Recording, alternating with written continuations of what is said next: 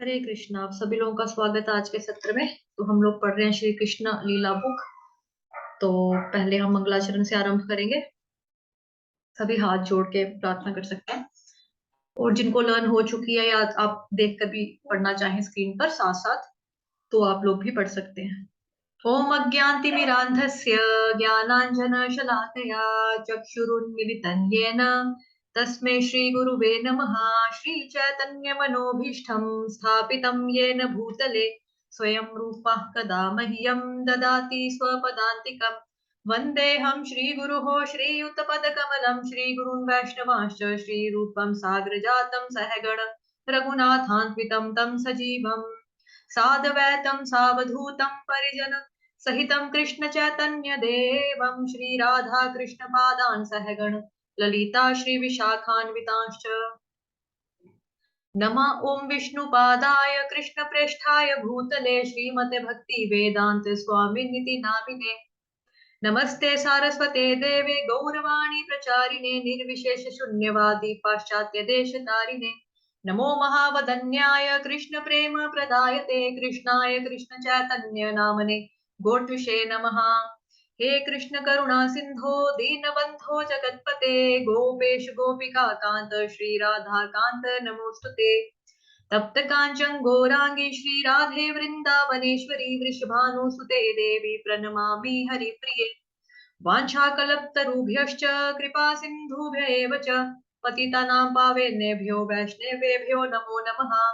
जय श्री कृष्ण चैतन्य प्रभु नित्यानंद श्री अद्वैत गदाधर श्रीवासादि गौर भक्त वृंद।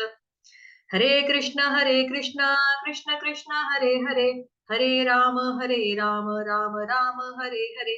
हरे कृष्ण कृष्ण कृष्ण हरे हरे, हरे राम राम राम हरे हरे।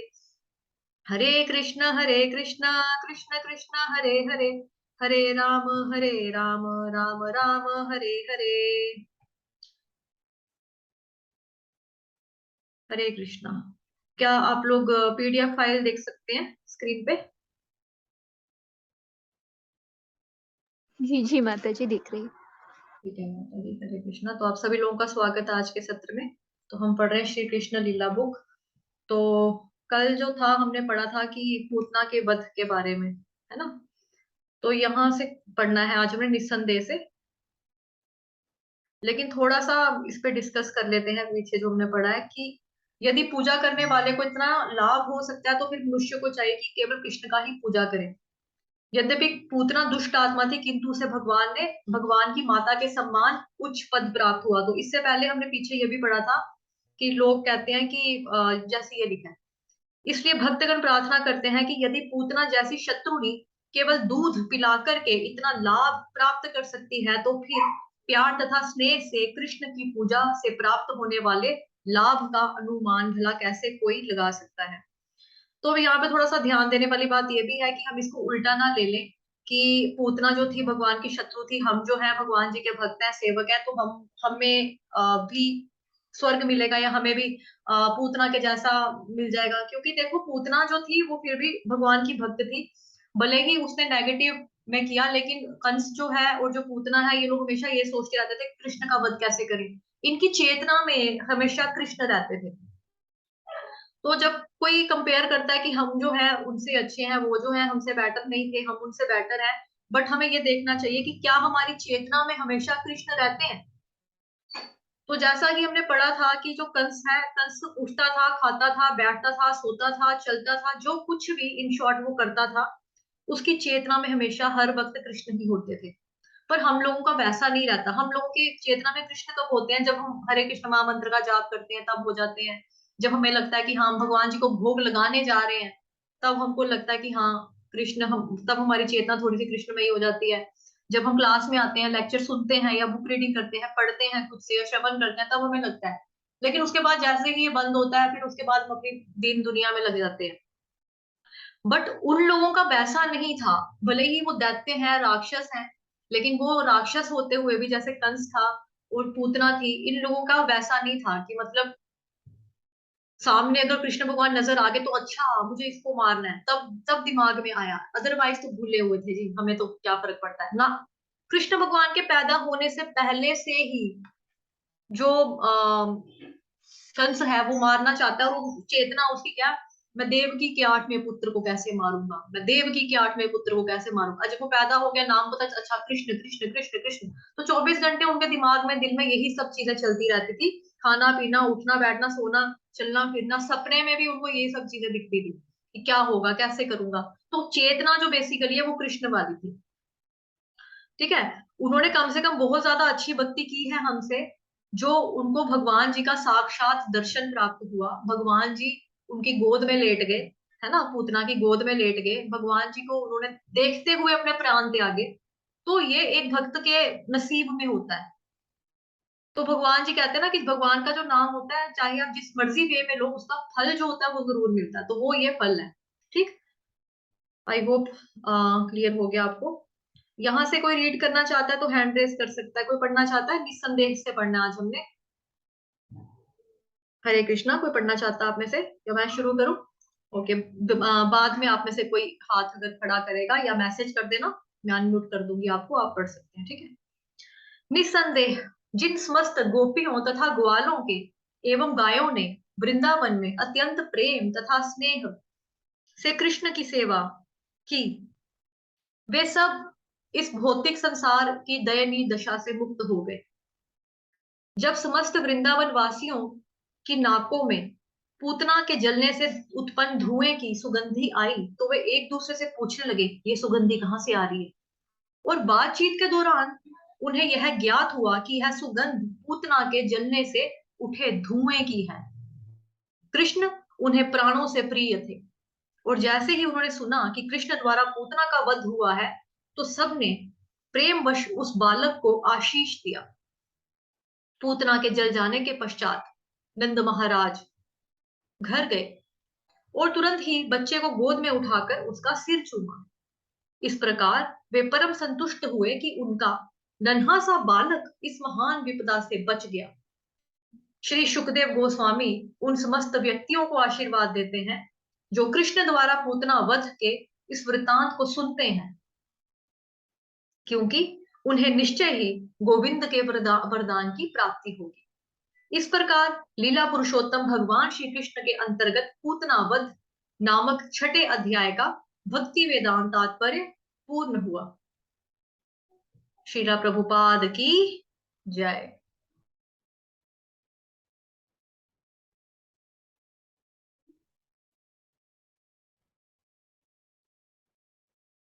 अभी 7 चैप्टर स्टार्ट हो रहा है, तृणावर्त का उद्धार।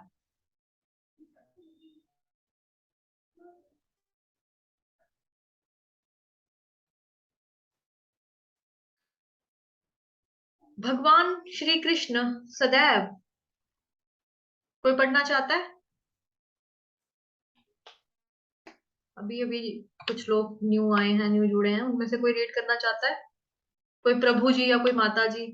हमेशा माता जी ही पढ़ते हैं, प्रभु जी आप लोग आते हैं, श्रवण करते हैं, बहुत अच्छी बात है, लेकिन पढ़ने में भी थोड़ा सा इंटरेस्ट शो किया कीजिए, क्योंकि ये रीडिंग क्लब है।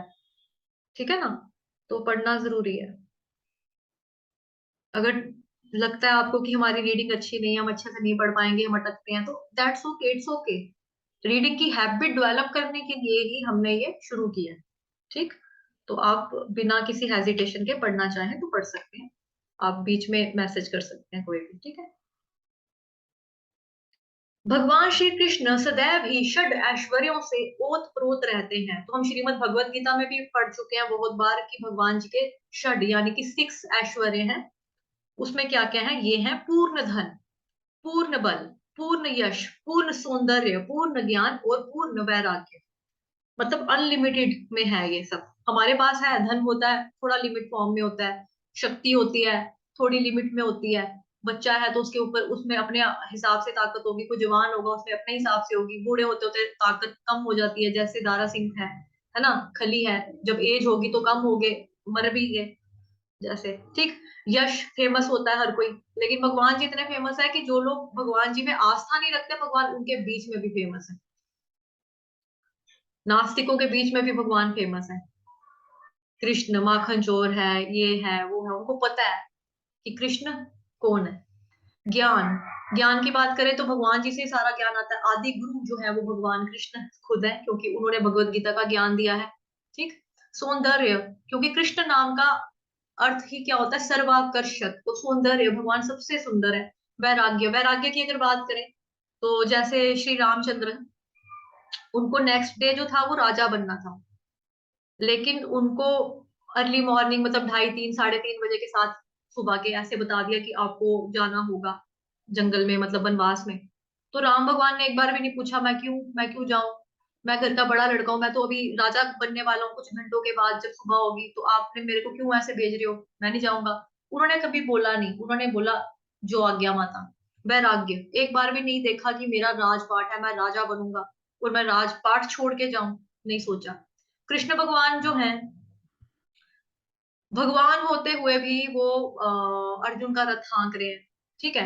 ऐसे ही यज्ञ अनुष्ठान होता है, जब युधिष्ठिर महाराज करवाते हैं तो वहां पे वो सेवा लेते हैं कि मैं आने जाने वाले व्यक्तियों की जूठी प्लेट्स जो है, पत्तल जो जिनको बोला जाता था, पत्तलों को मैं उठाऊंगा, आने जाने वालों के चरण धोऊंगा, और उनको जो जब वो खाना खा के उठेंगे तो उनकी प्लेट्स जो है वो मैं उठाऊंगा।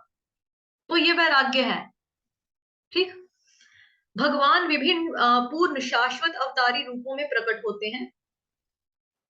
बद्ध जीव आत्मा को इन अवतारों में भगवान के दिव्य कार्यकलापों के विषय में सुनने का अवसर प्राप्त होता है। श्रीमद् भगवत गीता में कहा गया है, जन्म कर्म च मे दिव्यम, मतलब भगवान के जन्म कर्म जो है वो दिव्य है। जन्म भी दिव्य है, कर्म भी दिव्य है। भगवान की लीलाएं तथा कार्यकलाप संसारी नहीं है, वे भौतिक बोध से परे हैं। क्योंकि हम हम जो है भौतिक संसार में हैं, तो हमें हमारी जो एक्टिविटी, हर एक एक्टिविटी जो है वो भौतिक के साथ ही जुड़ी हुई है। लेकिन भगवान जी का जो कुछ भी है, लीलाएं, कार्यकलाप, वो संसारी यानी कि भौतिक नहीं है, वो आध्यात्मिक है। किंतु बद्ध जीव इन असाधारण कार्यकलापों के श्रवण से लाभान्वित हो सकता है। असाधारण कार्यकलाप, भगवान जी की जो कुछ भी लीलाएं, भगवान जी जब प्रकट हुए, भगवान जी का जब प्राकट्य हुआ, उसके बाद से जब जो जो उन्होंने कुछ किया, वो सब कुछ सुनने मात्र से ही हमें बहुत फायदा मिल सकता है, लाभान्वित हो सकता है। फायदा यही है कि हम आध्यात्मिक स्तर पर अपने आप को बढ़ा सकते हैं, हम भगवान जी के साथ अपना प्रेम बढ़ा सकते हैं, हम गोलोक वृंदावन जा सकते हैं अगर हम सेवा करते रहेंगे भगवान की, लगातार हरे कृष्ण महामंत्र का जाप करेंगे, कृष्ण भावनामृत हो जाएंगे तो चांस है। श्रवण एक अवसर है जो भगवान का साहचर्य प्रदान करता है, और उनके कार्यकलाप के श्रवण का अर्थ है दिव्य चेतना का विकास करना। सुनने का मतलब क्या है, दिव्य चेतना का विकास करना। बद्ध जीव की स्वाभाविक प्रवृत्ति अन्य बद्ध जीवों के विषय में उपन्यास, नाटक तथा आदि के माध्यम से कुछ ना कुछ श्रवण करने की होती है। जो बद्ध जीव है, बद्ध जीव का मतलब होता है बद्ध आत्मा, जैसे हम लोग बंधे हुए हैं जन्म मृत्यु जरा व्याधि में, 84 लाख योनियों में आना जाना हमारा लगा रहेगा। ठीक। तो जो बद्ध जीव होते हैं उनका इंटरेस्ट क्या होता है कि हम कोई नॉवल पढ़ लेते हैं, कोई स्टोरी पढ़ते हैं, कोई नाटक पढ़ लेते हैं, कोई प्ले, है ना, एक्स्ट्रा इन आदि के माध्यम से कुछ ना कुछ सुनने की इच्छा होती है उनको। जब कोई पढ़ना चाहे तो पढ़ सकता है, अदरवाइज मतलब कई बार होता है ना कि जैसे जब हम छोटे होते थे तो स्टोरी जो बुक होती है, स्टोरी बुक्स होती है, हमारे मम्मी पापा सुनाते हैं, कभी हमारे नाना नानी दादा दादी ऐसे सुनाते, तो हम सुनते सुनते सो भी जाते थे। तो कुछ ना कुछ सुनने की इच्छा होती है हर एक की, इंटरेस्ट के ऊपर होता है, बट वो ठीक है। अन्यों के विषय में कुछ ना कुछ श्रवण करने की इस प्रवृत्ति यानी कि अभिरुचि का उपयोग भगवान की लीलाओं में श्रवण करने में किया जा सकता है, क्योंकि भगवान जी का जो लीलाएं हैं, भगवान जी की जो लीलाएं हैं, उसमें सब कुछ मिलेगा। क्लाइमैक्स है, थ्रिल है, एक्शन है, रोमांस है, सब कुछ है, जो एक इंसान को नाटक पढ़ के, उपन्यास पढ़कर, या छोटे छोटे बच्चों को अगर स्टोरीज सुनकर जो उनको मजा मिलता है, मतलब जिसको बोलते हैं रस की अनुभूति होती है, वो अगर हम भगवान कृष्ण की लीलाएं का श्रवण करेंगे तो उसमें हमें 100% वो सब कुछ मिलेगा। उसके बाद तब मनुष्य तुरंत दिव्य प्रकृति की ओर विकास करता है। ये चीजें जो है हमारी दिव्य प्रकृति की ओर हमारा विकास करेंगी, हम डेवलप कर सकते हैं। बट जो बाकी चीजें हैं, नॉवल पढ़ लिया, स्टोरी बुक हो गया, ये ग्रह शोभा, चंपक नंदन या स्टार डस्ट, ऐसी बुक्स पढ़कर हमको थोड़े समय के लिए रस मिलेगा, बट हमारा स्पिरिचुअल तौर के ऊपर हमारा जो प्रोग्रेस है वो पॉसिबल नहीं है। अगर हम बॉलीवुड के बारे में ही पढ़ते जाएंगे, अच्छा ठीक है, आज रणबीर कपूर के घर में और आलिया भट्ट के घर में लड़की हो गई है, अच्छा ठीक है, फलाने को फलाने को बीमारी हो गई है, फलाना जो बॉलीवुड का एक्टर है वो मर गया है, इन सब चीजों से हमारी आध्यात्मिक उन्नति तो नहीं हो सकती ना। इसमें हमारा गॉसिप में ही इंटरेस्ट होगा किस, और वो भी ऐसे लोगों के बीच में कि जिन लोगों के लिए हम है ही नहीं कुछ। मतलब जैसे स्टार ले लो, कोई रणबीर कपूर, आलिया भट्ट, ये शाहरुख खान, सलमान खान, ये क्या हम लोगों को जानते हैं? इन लोगों को फर्क पड़ता है हम अपनी लाइफ में क्या कर रहे हैं? हम इनके इतने बड़े फैन हैं, हम इनको सुबह सुबह उठ के देखते हैं, इनको पता चलता है, इनको दिखता है? नहीं, इनको पता भी नहीं है कि कोई किसी कोने में कौन सा हमारा फैन बैठा है, लेकिन भगवान जी को हर एक भक्त के बारे में जानकारी है। तो ऐसे में हमको क्या करना चाहिए, बजाय बजाय इन लोगों का पढ़ने की जो है मतलब, उसके बदले हमको भगवान की लीलाएं पढ़नी चाहिए, सुननी चाहिए। तब मनुष्य तुरंत दिव्य प्रकृति की ओर विकास करता है। अगर हम ऐसा करते हैं, भगवान जी से रिलेटेड किताबें पढ़ते हैं, बुक्स पढ़ते हैं, श्रवण करते हैं, कथा पढ़ते हैं, सुनते हैं, भगवान जी का नाम लेते हैं, तब हम दिव्य प्रकृति की ओर डेवलप हो सकते हैं, आगे बढ़ सकते हैं।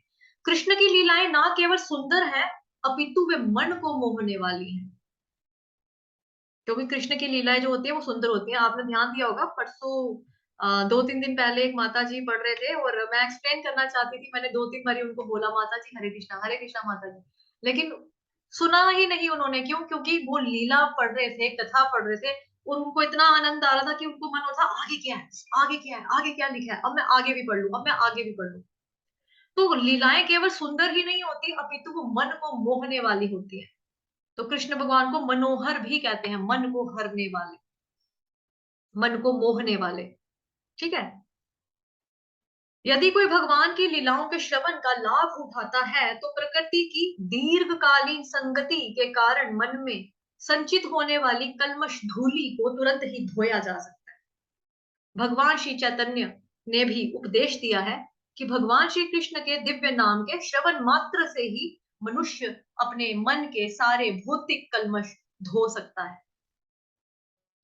आत्म साक्षात्कार की विभिन्न विधियां हैं, किंतु जब बद्ध जीव इस भक्ति की विधि को, जिसका महत्वपूर्ण कार्य श्रवण करना है, इसे अपनाता है, तो इसके द्वारा उसका भौतिक कल्मश स्वतः धुल जाता है और इसे अपनी स्वाभाविक स्थिति का बोध हो जाता है। इस कल्मश के कारण ही यह बद्ध जीवन है, और ज्यों ही यह कल्मश धुल जाता है, त्यों ही जीवात्मा का अप्रकट कार्य अर्थात भगवान की सेवा करने का कार्य सहज ही जाग उठता है। परमेश्वर के साथ दिव्य संबंध स्थापित करने से वह भक्तों के साथ मित्रता करने का अधिकारी बन जाता है। महाराज परीक्षित ने व्यवहारिक अनुभव से यह निर्दिष्ट किया है कि प्रत्येक व्यक्ति भगवान की दिव्य लीलाओं को सुनने का प्रयास करे। यह लीला पुरुषोत्तम भगवान श्री कृष्ण नामक भाष्य इसी उद्देश्य से लिखा गया है, और पाठक को चाहिए कि मानव जीवन के चरम लक्ष्य की प्राप्ति के लिए इसका लाभ उठाए। भगवान अपनी अहेतु की कृपावश इस भौतिक जगत में अवतरित होते हैं और सामान्य पुरुष की भांति अपने कार्यकलापों का प्रदर्शन करते हैं। दुर्भाग्यवश शून्यवादी या नास्तिक लोग कृष्ण को अपने समान एक सामान्य व्यक्ति मानते हैं और इस तरह वे उनका उपहास करते हैं। श्रीमद् भगवद गीता में भगवान ने स्वयं इसकी यह कहकर भर्त्सना की है, अवजानती मां मूढ़ा, मूढ़ या पाखंडी कृष्ण को सामान्य व्यक्ति या मानव से थोड़ा बहुत अधिक शक्तिमान मनुष्य मानते हैं। दुर्भाग्यवश वे उन्हें श्री कृष्ण के रूप में स्वीकार नहीं कर पाते। कभी कभी ऐसे भाग्यहीन मनुष्य बिना किसी शास्त्रीय प्रमाण के अपने आप को कृष्ण का अवतार घोषित कर देते हैं। जब कृष्ण कुछ और बड़े हुए तो वे पलटने लगे। अब वे पीठ के बल नहीं लेटे रहते थे। यशोदा तथा नंद महाराज ने दूसरा उत्सव अर्थात कृष्ण की पहली वर्षगांठ मनाई। उन्होंने कृष्ण जन्म दिवस यानी कि जन्माष्टमी उत्सव का आयोजन किया, जो आज भी वैदिक सिद्धांतों के अनुयायियों द्वारा मनाया जाता है। भारत में सारे हिंदू जातिगत भेदभाव छोड़कर कृष्ण का जन्मदिन मनाते हैं। सारे ग्वालों तथा ग्वालिनों को इस वर्ष उत्सव में भाग लेने के लिए आमंत्रित किया गया। सुंदर बैंड यानी कि वाद्य बज रहा था, जिसे सुनकर एकत्रित लोग आनंदित हो रहे थे। सारे विद्वान ब्राह्मणों को आमंत्रण दिया गया और उन सब ने आकर कृष्ण के मंगल के लिए वैदिक स्तुतियों का उच्चारण किया। स्तुतियों के उच्चारण तथा वाद्यों के बजते समय यशोदा माता ने कृष्ण को स्नान कराया। यह स्नान क्रिया अभिषेक कहलाती है और आज भी इसे वृंदावन के सारे मंदिरों में जन्माष्टमी दिवस के रूप में संपन्न किया जाता है। इस अवसर पर माता यशोदा ने प्रभूत अन्न राशि का वितरण किया और विद्वान पूज्य ब्राह्मणों को दान में देने के लिए स्वर्णाभूषणों से सज्जित उत्तम गौएं तैयार की गई। यशोदा ने स्नान करके सुंदर वस्त्र धारण किए और वे भली भांति नहलाए तथा सज्जित बालक श्री कृष्ण को अपनी गोद में लेकर ब्राह्मणों द्वारा उच्चरित वैदिक स्तुतियां सुनने के लिए बैठ गईं। वैदिक स्तुतियां सुनते सुनते श्री कृष्ण को गहरी नींद लग गई, अतः माता चुपके से जाकर उन्हें बिस्तर पर लिटा आई। इस शुभ अवसर पर सारे मित्रों, संबंधियों तथा वृंदावन वासियों का स्वागत करने में व्यस्त रहने के कारण यशोदा जी बालक को दूध पिलाना भूल गई। बालक भूख के मारे रो रहा था, किंतु जनरव के कारण वे बालक की रोना ना सुन पाई। अतः बालक अत्यंत क्रुद्ध हुआ, क्योंकि वह भूखा था और उसकी माता उसकी ओर ध्यान नहीं दे रही थी। अतः वह अपनी टांगे ऊपर उठाकर चरण कमलों को सामान्य बालक की तरह पटकने लगे। बालक कृष्ण को एक छकड़े के नीचे रखा गया था और जब वे अपने पांव पटक रहे थे तो अकस्मात उनका पांव छकड़े के पहिए से छू गया, जिसे वह छकड़ा चूर चूर हो गया। इस छकड़े पर अनेक प्रकार के पात्र तथा पीतल तथा अन्य धातुओं की बनी थालियां संचित थी। वे सब धड़ाम से नीचे गिर गई। छकड़े के पहिए धुरा से निकल गया और पहिए के सारे आरे टूटकर इधर उधर छितर गए। माता यशोदा तथा समस्त गोपियां एवं नंद महाराज तथा सारे ग्वाले आश्चर्यचकित थे कि यह छकड़ा किस तरह टूट गया। इस पावन उत्सव में समागत सारे स्त्री तथा पुरुष छकड़े के चारों ओर एकत्रित हो गए और सुझाव देने लगे कि यह छकड़ा किस तरह टूटा होगा, किंतु इसका कोई कारण नहीं जान पाया। हाँ, कुछ छोटे छोटे बच्चों ने, जिन्हें नन्हे कृष्ण के साथ खेलते रहने का काम सौंपा गया था, भीड़ को बताया कि पहिए में श्री कृष्ण का पांव लग जाने से ऐसा हुआ है। बालकों ने भीड़ को आश्वस्त किया कि उन्होंने यह अपनी आंखों से देखा है कि यह सब कैसे हुआ और वे सब इसी पर बल दे रहे थे। आप इन बच्चों के कहने पर कैसे विश्वास कर सकते हैं? दूसरे लोगों ने कहा। ग्वाले तथा ग्वालिने यह नहीं जान पाई कि सर्वशक्तिमान भगवान वहां बाल रूप में लेटे हुए थे और वे कुछ भी करने में समर्थ थे। संभव तथा असंभव दोनों ही उनके वश में थे। जब इस तरह विवाद चल रहा था तो बालक कृष्ण रो पड़े। माता यशोदा ने बिना प्रतिवाद के बालक को अपनी गोद में उठा लिया और भूत प्रेत दूर करने के लिए वैदिक स्तुतियों का उच्चारण कराने के लिए विद्वान ब्राह्मणों को बुलवा भेजा। साथ ही वे बच्चे को दूध भी पिलाती रही। यदि बालक अपनी माता का दूध ठीक से पीता है तो यह समझा जाता है कि बच्चे को कोई खतरा नहीं है। तत्पश्चात समस्त बलिष्ठ ग्वालों ने टूटे छकड़े को ठीक किया और इधर उधर बिखरी वस्तुओं को पूर्ववत रख दिया। फिर ब्राह्मणों ने यज्ञ की अग्नि में घी, दही, कुश तथा जल की आहुतियां दी। उन्होंने बच्चे के मंगल के लिए श्री भगवान की पूजा की। वहां पर उपस्थित सारे ब्राह्मण सुपात्र थे, क्योंकि वे ईर्ष्याहीन थे। उन्होंने कभी असत्य भाषण नहीं किया था। वे घमंडी नहीं थे। वे सब के सब अहिंसावादी एवं प्रमाणिक थे। अतः ऐसा कोई कारण ना था कि उनके आशीर्वाद व्यर्थ जाएं। सुपात्र ब्राह्मणों के दृढ़ विश्वास के साथ नंद महाराज ने अपने पुत्र को गोद में लेकर विविध औषधियों से मिश्रित जल के द्वारा उन्हें स्नान करवाया और ब्राह्मणों ने रुक, यजु तथा साम वेदों से स्तुतियां पढ़ी। मतलब कि ऋग्वेद, यजुर्वेद, सामवेद से उन्होंने पढ़ा, स्तुतियां पढ़ी। कहा जाता है कि जब तक ब्राह्मण योग्य पात्र ना हो तब तक उसे वेदों के मंत्र नहीं पढ़ने चाहिए। यहाँ पर इसका प्रत्यक्ष प्रमाण है कि वे ब्राह्मण समस्त ब्राह्मण लक्षणों से संपन्न थे। नंद महाराज को भी उन पर पूर्ण श्रद्धा थी, फलतः उन्हें वैदिक मंत्रोच्चार द्वारा अनुष्ठान करने की अनुमति प्रदान की गई। कोई पढ़ना चाहता है तो प्लीज हैंड रेस करो। थोड़ा इतना भी सोचा करो कि एक इंसान पढ़ता रहेगा वो थकता भी होगा। ठीक है, इंटरेस्ट शो किया करो अपना। पढ़ना है किसी को? हरे कृष्णा, कोई पढ़ना चाहता है?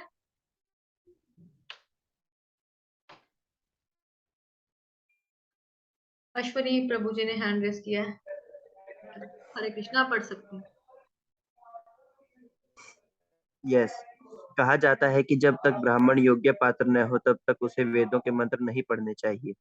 यहाँ पर इसका प्रत्यक्ष प्रमाण है कि वे ब्राह्मण समस्त ब्राह्मण लक्षणों से संपन्न थे। नंद महाराज को भी उन पर पूर्ण श्रद्धा थी, फलतः उन्हें वैदिक मंत्रोच्चार द्वारा अनुष्ठान करने की अनुमति प्रदान की गई। यद्यपि विभिन्न कार्यों के लिए विभिन्न भिन्न प्रकार के यज्ञों का विधान है, किंतु सारे मंत्रों का उच्चारण सुपात्र ब्राह्मण द्वारा ही होना चाहिए। क्योंकि इस कली काल में ऐसे सुपात्र ब्राह्मण उपलब्ध नहीं है, अतः समस्त वैदिक यज्ञ अनुष्ठान वर्जित है। इसीलिए श्री चैतन्य महाप्रभु ने इस युग के लिए केवल एक प्रकार की यज्ञ की संस्तुति की है, और वह है संकीर्तन यज्ञ, अर्थात हरे कृष्ण महामंत्र का जाप। जब ब्राह्मणों ने वैदिक स्तुतियों का उच्चारण किया और दूसरी बार विधि विधान संपन्न कराया, तो नंद महाराज ने पुनः उन्हें प्रभुत अन्न तथा गौएं दान में दी। दान दी गई सारी गौएं सुनहरे गोटों वाले वस्त्रों से आभूषित थीं। उनके खुर चांदी के पत्रों से मढ़े थे, उनके सींग सुनहरे छल्लों से सजाए गए थे और उनके गलों में फूलों के हार पड़े थे। उन्होंने अपने सुंदर पुत्र के कल्याणार्थ अनेक गौओं को दान किया और बदले में ब्राह्मणों ने हार्दिक आशीर्वाद दिया। ब्राह्मणों द्वारा प्रदत्त यह आशीर्वाद कभी निष्फल नहीं हो सकते थे। इस दिन उस उत्सव के तुरंत बाद जब माता यशोदा बालक की अपनी गोद में लेकर दुलार रही थी, तो बालक बहुत भारी लगने लगा और वे उठाने में असमर्थ अनुभव करने लगी। अतः उन्होंने इच्छा न होते हुए भी उसे जमीन पर बिठा दिया। थोड़ी देर बाद वे गृह कार्य में व्यस्त हो गईं। उसी समय कंस का एक भृत्य जिसका नाम तृणावर्त था, कंस के आदेशानुसार बवंडर के रूप में वहां प्रकट हुआ। उसने बालक को अपने कंधे पर चढ़ा लिया और सारे वृंदावन के ऊपर एक भारी अधंड उत्पन्न कर दिया। फलस्वरूप सारे लोगों की आंखें धूल से भर गईं और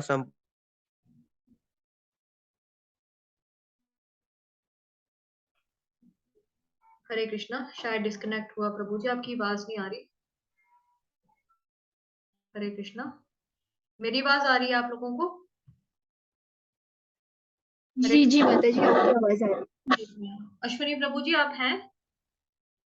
दिख तो रहे हैं बट आई थिंक उनका डिस्कनेक्ट हुआ है, मे बी कोई कॉल आ गया होगा। ओके।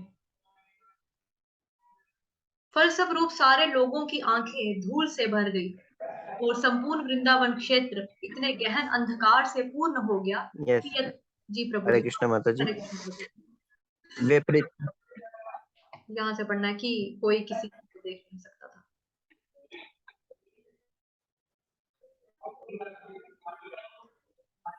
जी माता जी, जब यशोदा इस हाँ, क्योंकि उसे तो बवंडर उड़ा ले गया था। वे करुणा करके रोने लगी। वे पृथ्वी पर उसी प्रकार गिर पड़ी जिस प्रकार बछड़ा खो जाने पर गाय बेहोश हो जाती है। जब यशोदा इस तरह विलाप कर रही थी तो सारी ग्वालिनें तुरंत वहां आ गई और बालक की खोज करने लगी, किंतु वे बालक को नहीं पा सकी, अतः निराश हो उठी। तृणावर्त दानव बालक कृष्ण को कंधे पर उठाकर आकाश में बहुत ऊपर चला गया था, किंतु बालक ने अपना भार इतना बढ़ा लिया कि सहसा वह और ऊपर नहीं जा सका। अतः दानव को अपना उत्पात बंद करना पड़ा। बालक कृष्ण ने अपने को इतना भारी बना लिया कि दानव अपनी गर्दन पकड़कर नीचे बैठने लगा। तृणावर्त को लग रहा था कि यह बालक मानो विशाल पर्वत हो। वह उसके चंगुल से निकलने का प्रयास करने लगा, किंतु ऐसा कर नहीं पाया। उसके नेत्र गोलक बाहर निकल आए। वह चित्कार करता हुआ वृंदावन की भूमि पर गिरकर मर गया। यह असुर शिवजी के बाणों से बिंदा त्रिपुरासुर के ही समान गिर पड़ा। वह पथरीली भूमि पर गिरा था, अतः उसके अंग प्रत्यंग शत विक्षत हो गए थे। उसका शरीर समस्त वृंदावन वासियों को दिखाई देने लगा। जब गोपियों ने असुर को मरा हुआ तथा बालक कृष्ण को उसके शरीर के ऊपर प्रसन्नता पूर्वक खेलते देखा, तो उन्होंने अत्यंत प्रेम पूर्वक उसे उठा लिया। सारे गोप तथा गोपिकाएं अपने प्राण प्रिय कृष्ण को पाकर अत्यंत प्रमोदित हुई। उस समय वे परस्पर बातें करने लगी, यह कितना आश्चर्य की बात है कि यह असुर इस बालक को खा जाने के लिए लेकर आया था, परंतु ऐसा कर नहीं पाया। उल्टे वह गिरकर मर गया। उनमें से कुछ ने इस परिस्थिति में समर्थन में कहा, यह उचित ही हुआ, क्योंकि जो पापी होते हैं वे अपने पाप फल से मर जाते हैं। यह बालक पवित्र है, इसलिए सभी प्रकार की विपदाओं से बच सका है। हमने भी पूर्व जन्म में अवश्य ही महान यज्ञ किए होंगे, सॉरी, भगवान की पूजा की होगी, प्रभुत संपत्ति का दान दिया होगा और जनता का उपकार किया होगा। ऐसे पुण्य कार्यों के फलस्वरूप यह बालक इस संकट से बच सका है। वहां पर समेत गोपियां परस्पर कहने लगी, पूर्व जन्म में हमने कैसी तपस्या की होगी, हमने अवश्य ही भगवान की पूजा की होगी, विविध प्रकार के यज्ञ किए होंगे, दान दिए होंगे और वट वृक्ष लगाने तथा कुएं खुदाने जैसे जन कल्याणकारी कार्य संपन्न किए होंगे, जिन पुण्य कर्मों के परिणाम स्वरूप हमें हमारा बालक वापस प्राप्त हो सका है। अन्यथा वह मर ही चुका था। अब वह अपने परिजनों को जीवन दान देने के लिए लौट आया है। ऐसी विचित्र घटनाएं देख देख कर नंद महाराज को, माता जी थोड़ा ऊपर करेंगे स्क्रीन को। ऐसी विचित्र घटनाएं देख देख कर नंद महाराज को वसुदेव के वचन पुनः पुनः याद आने लगे। इस घटना के बाद एक बार जब यशोदा अपने पुत्र को प्रेम पूर्वक स्तनपान करा रही थी और दुलार रही थी, तो उनके स्तनों से दुग्ध की धारा बह निकली, और जब उन्होंने अपने उंगलियों से बालक को मुख खोला तो अचानक उन्हें उस मुख से भीतर सारा ब्रह्मांड दिखाई पड़ा। उन्होंने कृष्ण के मुख के भीतर नक्षत्रों सहित पूरा आकाश, चारों दिशाओं में तारे, सूर्य, चंद्र, अग्नि, वायु, समुद्र, द्वीप, पर्वत, नदियां, जंगल तथा सारे जंगम प्राणी देखे। यह देखकर माता यशोदा का दिल धड़कने लगा और वे अपने आप बुदबुदाई, कितना विचित्र है यह। वे कुछ भी व्यक्त न कर पाई, बस उन्होंने अपनी आंखें मूंद ली। वे विचित्र भावों में लीन हो गईं। कृष्ण द्वारा अपनी माता की गोद में लेटे रहकर अपने विराट रूप का प्रदर्शन यह सिद्ध करता है कि भगवान सदैव भगवान होते हैं, चाहे वह माता की गोद में लेटे हों या कुरुक्षेत्र की युद्ध भूमि में सारथी बने हों। इससे निर्विशेषवादियों का यह मनगढ़ंत विचार कि मनुष्य ध्यान या किसी कृत्रिम कर्म द्वारा भगवान बन सकता है, झूठा सिद्ध हो जाता है। ईश्वर चाहे किसी भी दशा में रहें, ईश्वर रहते हैं, और जीव सदा परमेश्वर के अंश रूप हैं। ये कभी भी भगवान की अकल्पनीय अलौकिक शक्ति के बराबरी नहीं कर सकते। इस प्रकार लीला पुरुषोत्तम भगवान श्री कृष्ण के अंतर्गत तृणावर्त का उद्धार नामक 7वें अध्याय का भक्ति वेदांत तात्पर्य पूर्ण हुआ। हरे कृष्णा। थैंक यू माता। हरे कृष्णा प्रभु जी, थैंक यू सो मच। अभी हम इतना ही रखेंगे आज, अभी समय भी खत्म होने वाला है, तो इतना ही रखेंगे।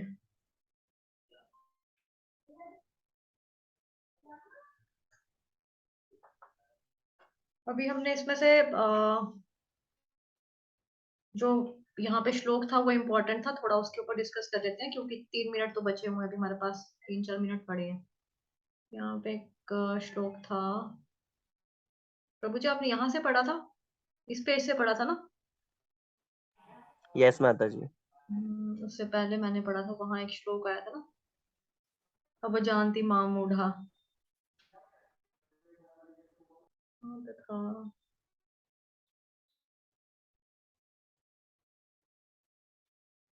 जन्म कर्म च मे दिव्यम के थोड़ा सा नीचे था वो श्लोक की, यहाँ ये रहा, ये रहा, ये रहा, ये रहा। प्रभु जी यहाँ से लेके इस पैरा पूरा एंड तक ना, ये एक बार दोबारा आप पढ़ लो। यस माता जी, थैंक यू। भगवान ने स्वयं भगवत गीता में इसकी है कहकर भर्त्सना की है। अवजानन्ति मामूढ़ाः, मूढ़ या पाखंडी कृष्ण को सामान्य व्यक्ति या मानव से थोड़ा बहुत अधिक शक्तिमान मनुष्य जानते हैं। दुर्भाग्यवश वे उन्हें श्री भगवान के रूप में स्वीकार नहीं कर पाते। कभी कभी ऐसे भाग्यहीन मनुष्य बिना किसी शास्त्रीय प्रमाण के अपने आप को कृष्ण का अवतार घोषित कर देते हैं। जी बिल्कुल ठीक है, धन्यवाद।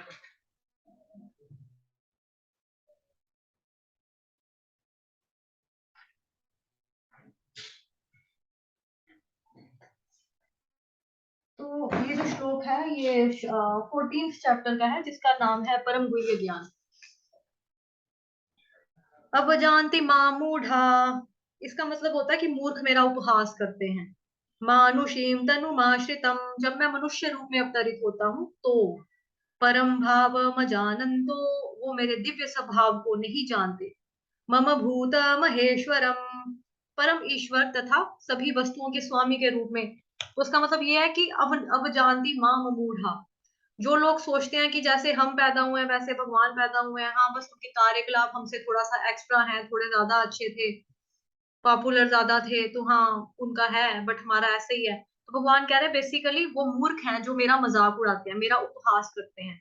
अब जानती माँ मूढ़ा, मानुषीम तनुमाशितम, जब मैं मनुष्य के रूप में आता हूं तब वो मेरा मजाक उड़ाते हैं, क्योंकि वो मेरे दिव्य स्वभाव को नहीं जान पाते, जानते नहीं है। परम भाव मजानंतो, परमेश्वर तथा सभी वस्तुओं के स्वामी के रूप में वो मुझे नहीं जानते। मम भूत महेश्वरम। ठीक, तो ये श्लोक का अर्थ था। अभी हमारा समय टोटली खत्म होने वाला है, 1 मिनट ही बचा है। चलो ठीक है, फिर 1 मिनट तक हम थोड़ा सत्संग कर लेते हैं। हम कुछ लोग चले भी गए हैं, जा भी चुके हैं। या हरे कृष्ण महामंत्र का जाप कर लेते हैं 3 बार। हरे कृष्ण कृष्ण कृष्ण हरे कृष्ण हरे कृष्ण हरे, कृष्ण कृष्ण हरे हरे, हरे कृष्ण हरे राम कृष्ण हरे हरे राम, राम राम हरे राम राम हरे हरे हरे। राम हरे हरे, हरे हरे कृष्ण कृष्ण कृष्ण कृष्ण कृष्ण कृष्ण हरे कृष्ण हरे, कृष्ण हरे हरे, कृष्ण हरे हरे, हरे राम राम हरे हरे राम, राम राम हरे राम कृष्ण राम हरे हरे। राम कृष्ण हरे कृष्ण हरे, हरे हरे हरे, हरे राम हरे हरे राम, कृष्ण राम कृष्ण राम हरे हरे हरे। कृष्ण हरे कृष्ण राम कृष्ण हरे कृष्ण हरे, राम हरे हरे हरे कृष्ण राम, राम राम कृष्ण हरे कृष्ण हरे। हरे हरे, हरे राम हरे राम, राम राम हरे हरे, हरे कृष्ण हरे कृष्ण